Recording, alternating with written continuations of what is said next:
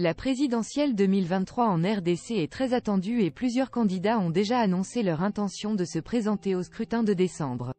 Dans cette vidéo nous vous dévoilons la liste des candidats les plus pertinents aux élections présidentielles de 2023, ainsi que leur pourcentage de réussite selon le sondage actuel. Félix Tshisekedi, actuel président de la RDC, est candidat à sa propre succession. Il est soutenu par un grand nombre de leaders des partis politiques de la majorité dite de l'Union sacrée pour la République. Il est également à l'avantage d'avoir un mandat en cours et donc une certaine reconnaissance de la part de l'opinion publique. Cependant, il est confronté à des critiques sur sa gestion de la crise dans l'est du pays et sur sa capacité à réaliser les réformes promises. Selon les sondages, il a actuellement environ 25% de chances de succès. Moïse Katumbi est le candidat le plus craint par Félix Tshisekedi. Ancien gouverneur de la province du Katanga, il est en train de créer son propre parti politique et de se faire connaître à travers le pays. Il est considéré comme un homme d'affaires et un leader politique expérimenté, ayant été à la tête de la province du Katanga pendant plusieurs années.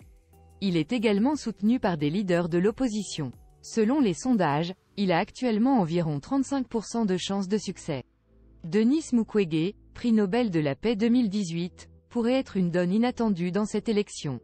Il n'a pas encore officialisé sa candidature mais il n'a pas non plus exclu cette possibilité. Il est considéré comme un leader respecté à travers le monde pour son combat en faveur de la dignité des femmes. Il est également critique vis-à-vis du système actuel de gouvernance en RDC. Selon les sondages, il a actuellement environ 20% de chances de succès. Martin Fayulu, opposant politique expérimenté, est également un candidat à ne pas négliger. Bien qu'il ne bénéficie plus des mêmes soutiens politiques qu'en 2018, il reste un poids lourd de la politique congolaise. Selon les sondages, il a actuellement environ 10% de chances de succès. Augustin Matata Ponyo, ancien Premier ministre, est également un candidat sérieux à l'élection présidentielle de décembre. Il a des problèmes avec la justice mais reste un leader expérimenté. Selon les sondages, il a actuellement environ 5% de chances de succès. Il est important de noter que ces pourcentages de chances de succès sont basés sur les sondages récents qui montrent que les électeurs sont encore indécis et que la situation politique reste incertaine. Il est donc important de suivre de près les développements de la campagne électorale et les actions des différents candidats pour avoir une idée plus précise des chances de chacun.